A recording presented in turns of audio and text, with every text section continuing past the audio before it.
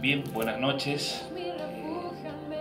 Dios los bendiga en donde estén, posiblemente estén en alguna actividad o en casa, descansando, tomando este tiempo para Dios, que donde ustedes estén y hasta donde Guerreros Cristianos pueda llegar, Dios bendiga su vida.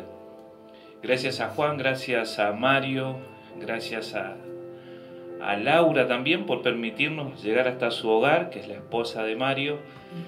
También gracias por darnos este espacio, este momento, y también gracias a ustedes que prestan los oídos, y gracias a Dios sobre todas las cosas que nos presta salud y cuánto tenemos que cuidarla. Mis felicitaciones a los hermanos que están teniendo cultos muy lindos en Carmen Luisa. Nada es fácil, uno aprende eso en la vida, que nada es fácil, así que mis felicitaciones, y por supuesto que la gracia del Señor abunde en sus vidas. Y mientras venía acá pensaba en esto: ¿por qué felicito a estas personas y a todas aquellas personas que organizan estos cultos especiales o jornadas especiales? Porque mientras venía acá pensaba todavía lo que falta para que la palabra de Dios sea regada en las vidas, para que la palabra de Dios llegue justo a tiempo. Y hay una frase que dice: ¿cómo creerán si no oyen? ¿Y cómo oirán si nadie les predica? Así que por eso los felicito. Y aquellas personas que están trabajando y que quizás hoy sienten que sus rodillas se han cansado, sus manos se han bajado, seguramente con refrigerio de Dios va a venir sobre sus vidas. Así que felicitaciones a todos los que trabajan para llevar la palabra de Dios a cada rincón de este planeta.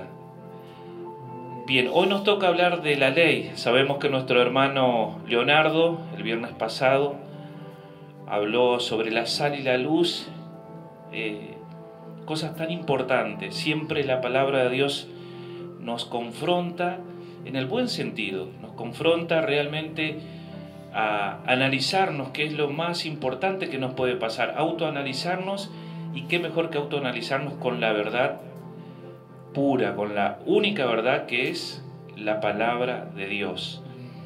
La ley, siempre la ley parece que nos impacta, nos hace meditar. Ese término ya parece que nos coloca un freno. Pensamos muchas veces que la ley ha sido injusta con nosotros, pero en esta noche nos toca hablar de la ley de Dios. Y esa ley para nada es injusta.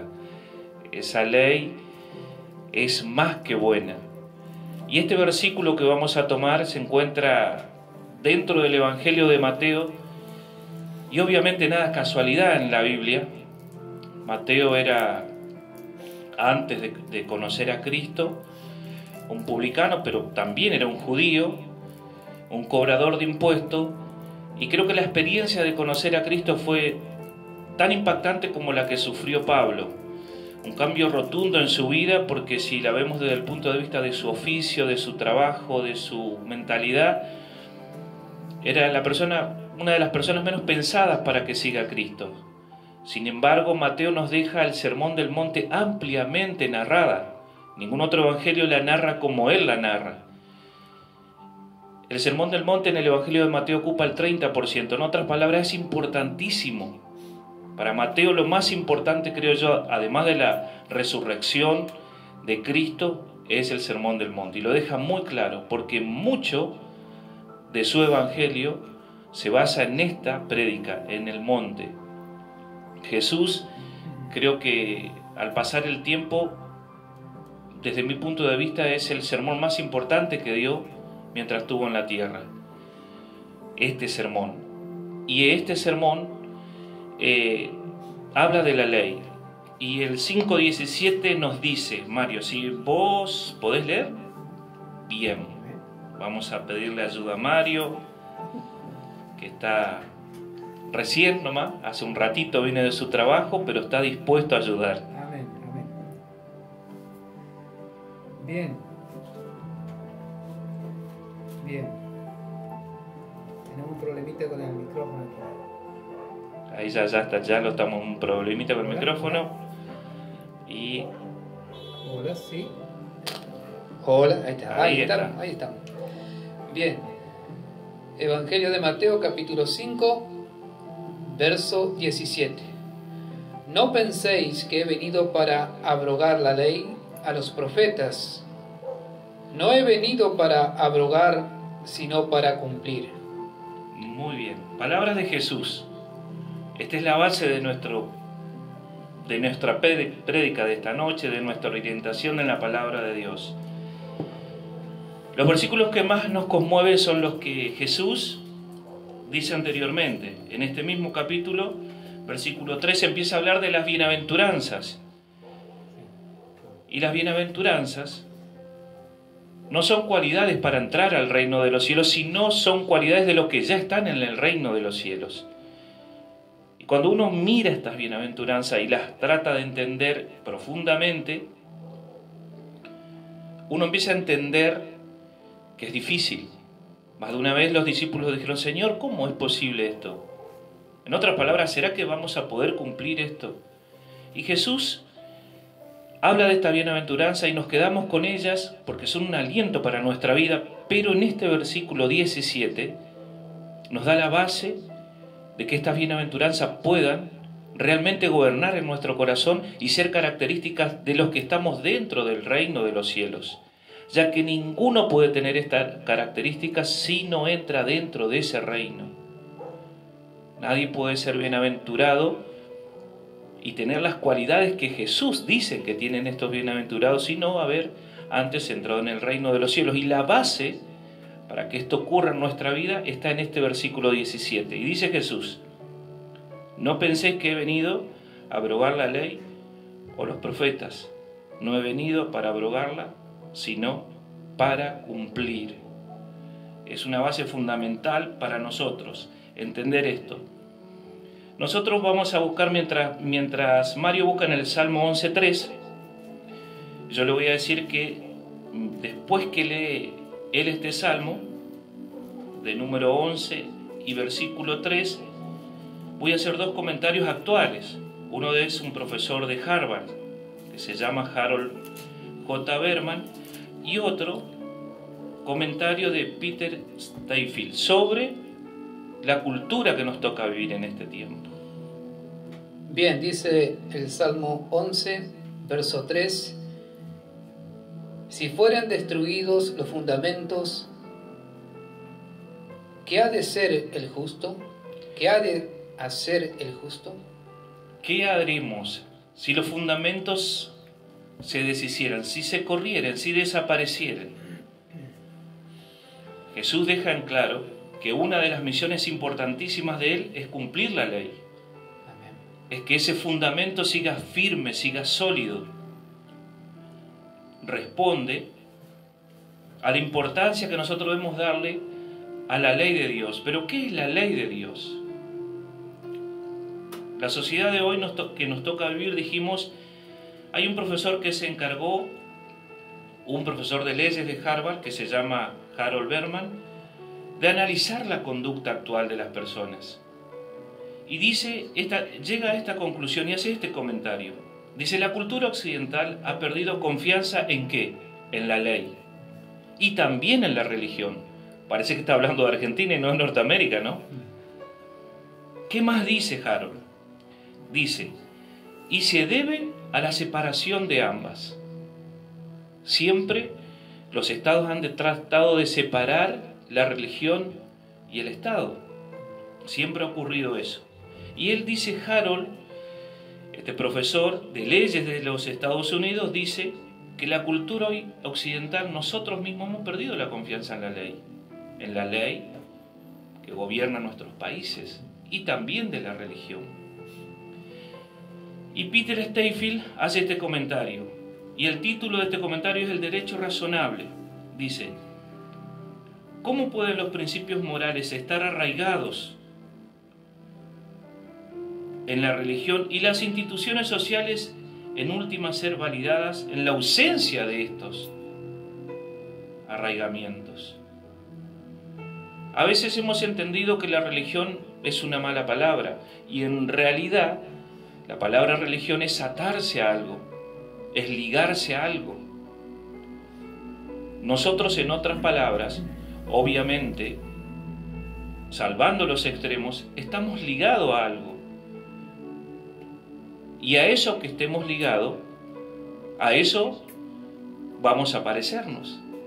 Entonces, estas dos personas que no son cristianas llegan a esta conclusión. El problema de hoy es que hemos dejado de creer en la ley y también en la religión.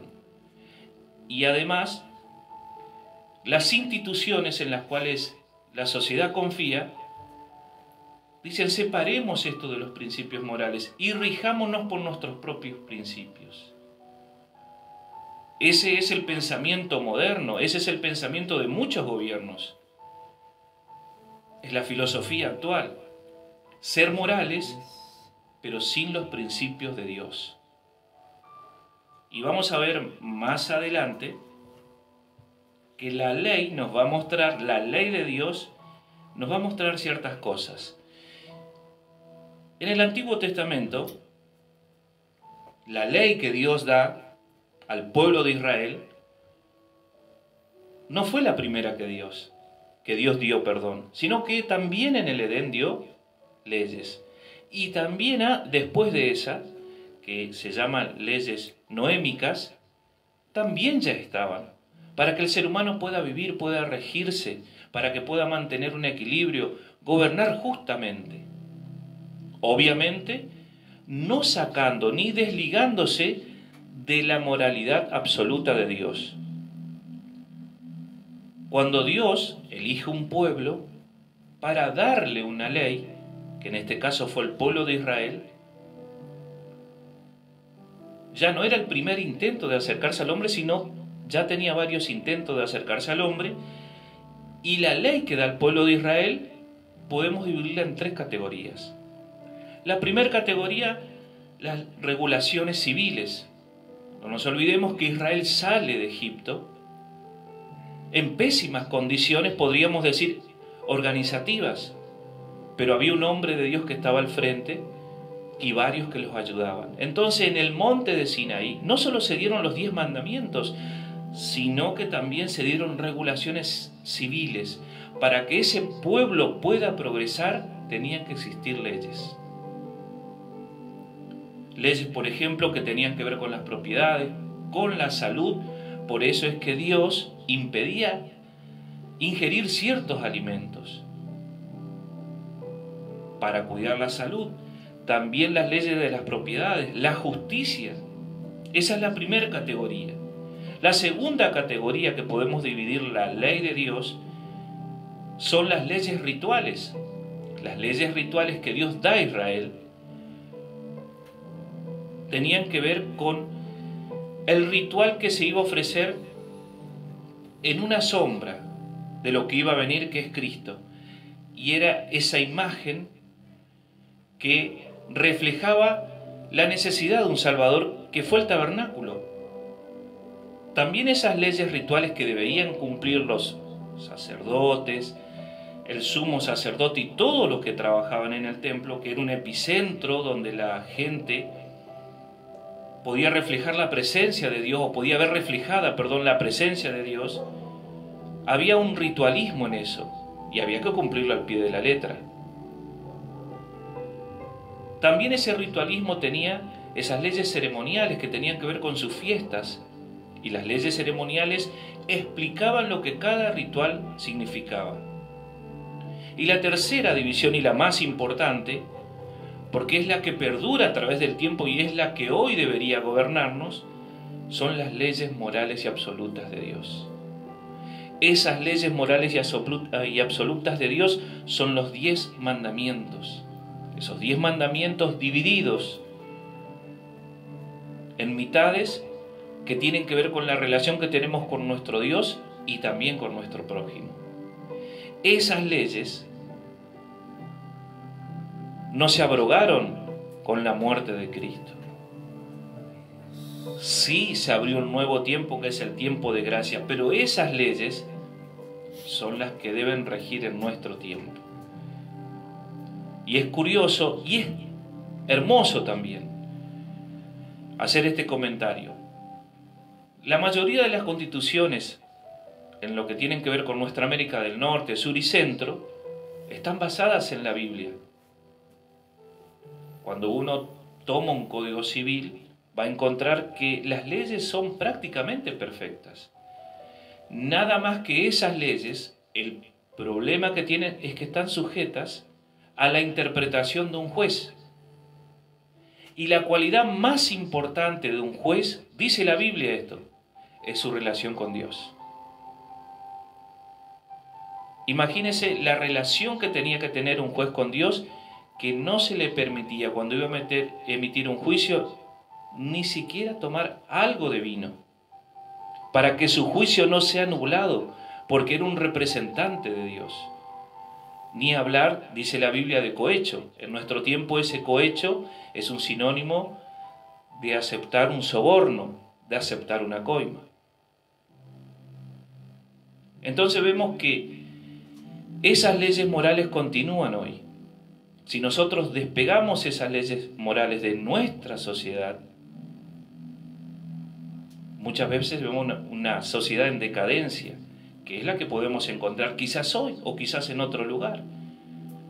Pero para nada somos pesimistas, ya que la Biblia, si hay algo que nos da, es esperanza, nos da seguridad, porque nos dice que sobre todo gobernante hay alguien que gobierna sobre todo, alguien superior, como dice Mario, siempre hay alguien superior.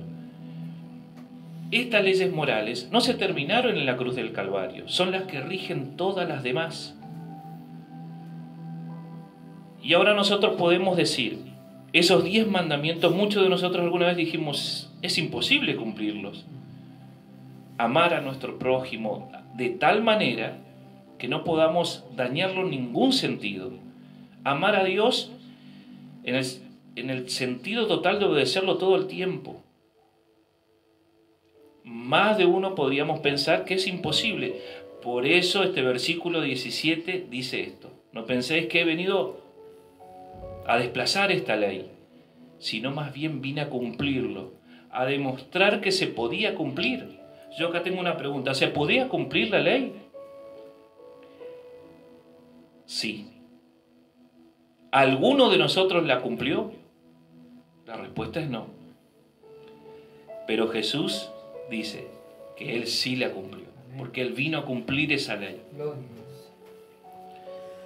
Ahora otra pregunta importante es, ¿cuál fue el propósito? ¿Cuál fue entonces? Si no podíamos cumplir la ley y solo uno pudo cumplirla, ¿cuál fue el propósito? ¿Cuál fue la idea de Dios? Mario leyó, en la introducción que leyó Mario hoy, en Gálatas, habla sobre eso. Pero yo tengo otros versículos también. Vamos a ver en Romanos 5:20. Ahí en Romanos 5:20 también vamos a hablar algo parecido a lo que habló Mario también, explicando cuál fue el propósito de la ley. Romanos 5:20. Acá hablando Pablo a esos romanos nuevos en el cristianismo.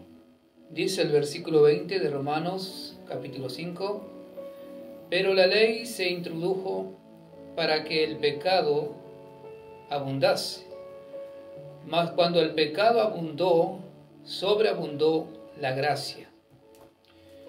Nosotros podemos entender o malentender que la Biblia dice que se introdujo la ley para que el pecado abundase. En realidad, lo que hizo Dios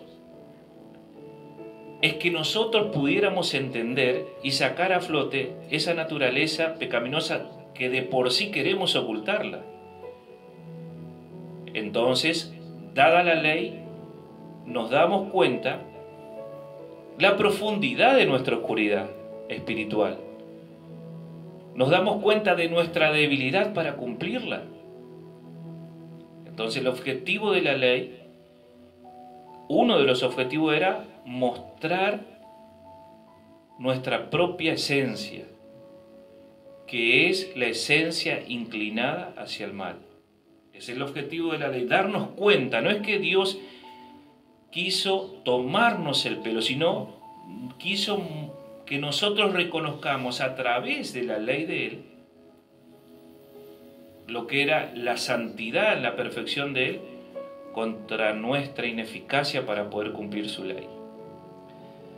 ¿Es buena? Sí, es buena. La Biblia nos enseña que es buena la ley. Lo decía Gálatas, que le hemos leído antes.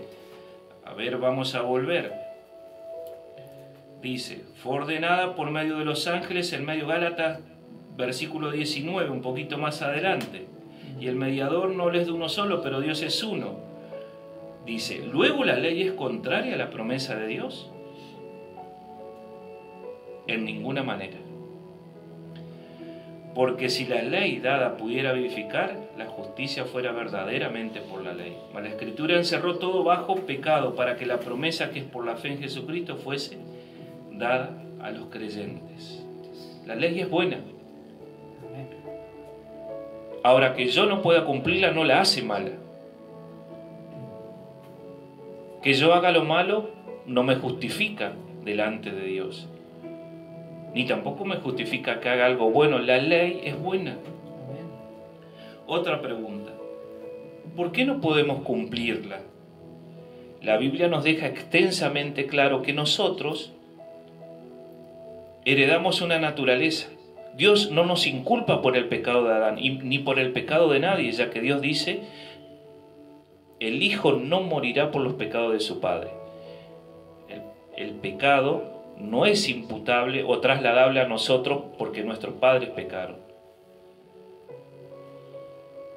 Nosotros no podemos cumplirla porque en nuestro libre albedrío siempre decidimos inclinarnos hacia el mal.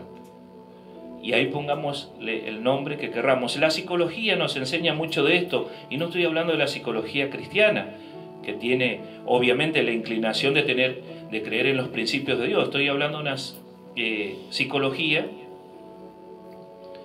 que no se rige por principios cristianos, más bien por la observación de las conductas, y está visto y sabido y comprobado que el ser humano tiene una inclinación hacia el mal, sobre todo a mentir, sobre todo a justificarse, sobre todo al sobrevalorarse. De eso hablo mucho en la Biblia también.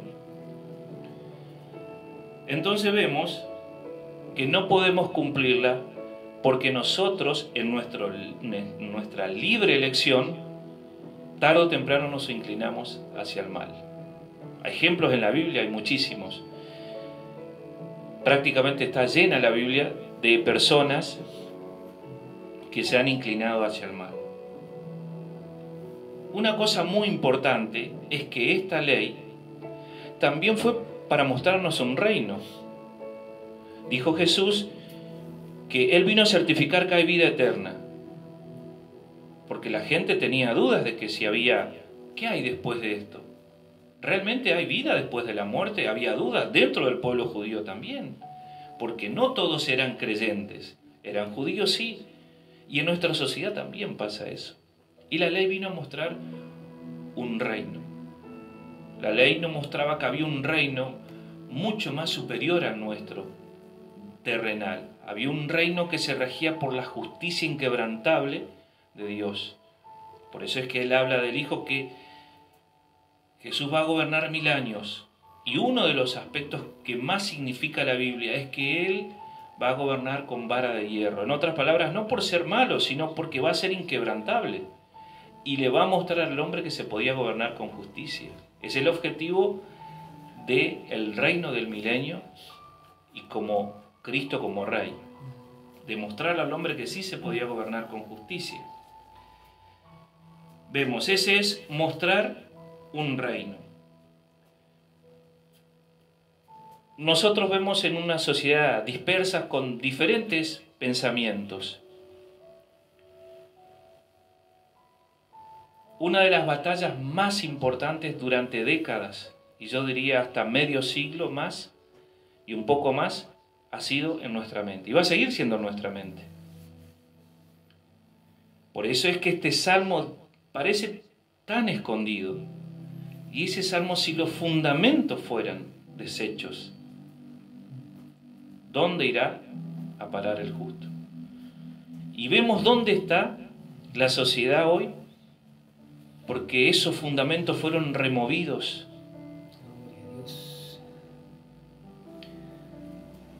¿Dónde ha ido a parar? Hasta nuestro propio país.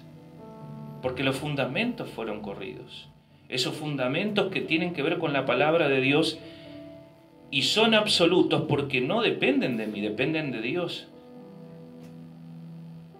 Y si de Jesús se dijo que no se halló injusticia en Él, mentira en Él, ¿cuánto menos en Dios? Entonces es importante entender esto. Y hoy es un día de decisión. Cuando se corren los fundamentos de Dios, hay una sociedad incrédula, hay una sociedad que se rige por sus propios valores, sacando a Dios de su trono, de su reino, de su propia creación. Hay ejemplos tan crudos y tan tristes de que cuando sacamos a Dios de nuestro hogar, una de las cosas que provoca la ausencia de Dios es la falta de esperanza. Y la falta de esperanza es casi lo último que perdemos. ¿Vieron que hay un dicho, dice, el último que se pierde es la esperanza? Esa es la diferencia entre el ateísmo y el cristianismo. El ateísmo se termina la vida cuando nuestro corazón y nuestra mente deja de tener vida. Sin embargo, en el cristianismo comienza una vida mejor. Gloria a Dios. Si estás asistiendo a una iglesia, hace que estos fundamentos prevalezcan. Si estás en tu hogar, lucha para que estos fundamentos sean sembrados. Si somos parte de un cuerpo, oremos para que todo este cuerpo que somos la iglesia, hagamos que estos fundamentos sean sembrados como una semilla, para que esa semilla que fue prometida una vez, que es Cristo, crezca en nosotros y seamos igual a Él. Amén. No hay mejor ancla que la verdad, de acuerdo a los rabinos judíos. Dice, la verdad es un ancla a cual te tienes que atar, porque es la única que te llevará y te dejará en el puerto. Gloria a Dios. La verdad es Dios. Y el último versículo que vamos a tomar lo vamos a buscar en Juan capítulo 17 y versículo 17. Ese versículo vamos a leer para ver qué dice Jesús sobre esto que estamos hablando, sobre esta ancla. Dice así la palabra de Dios, Juan, Evangelio, capítulo 17, versículo 17. Santifícalos en tu verdad. Tu palabra es verdad. Ese es nuestro ancla. Su verdad, su palabra es nuestro ancla. Gloria a Jesús. Los que estamos acá, los que van a venir a predicar con enseñanzas, te podemos decir que cuando nuestro barco naufragaba, ese ancla se soltó. Y ese ancla siempre fue una promesa de Dios. Amén. A muchos o a todos Dios nos dice, yo voy a estar ahí, no te dejaré, no te desampararé. Una de las tantas promesas, una de las tantas anclas de Dios. Y la ancla más importante es que un día, donde Él fue a preparar moradas, también vamos a estar nosotros. Amén. Es un día de decisión. Bendito Dios. Que la palabra de Dios sea un fundamento en tu vida. Que la palabra de Dios sea, como dice Hebreos, esa piedra angular sobre la cual va a ser toda tu vida. Que Cristo, que es esa verdad, sea tu piedra angular. Que puedas pararte sobre las promesas de Él, pararte sobre esa ley que Él pudo cumplir, hoy es imputada a nosotros y por eso somos justificados por fe. Donde estés, que el Espíritu Santo, además de convencerte, espere una respuesta positiva de parte de tu corazón. Que aceptes a Cristo y que puedas ver en esta ley tu delicia, como dice la Biblia. porque en la ley de Dios está nuestra delicia. Oremos al Señor.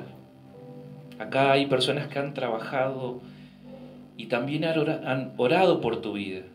Y este es el día preciso que Dios preparó. Y te vamos a rogar que cuando Dios haga ese milagro de transformar tu vida, vos le puedas enviar un mensajito a Mario, a Juan, porque eso fortalece sus vidas, bendice sus vidas y es una alegría para todos. Oramos al Señor para que Dios bendiga tu vida a través de sus fundamentos. Señor, en el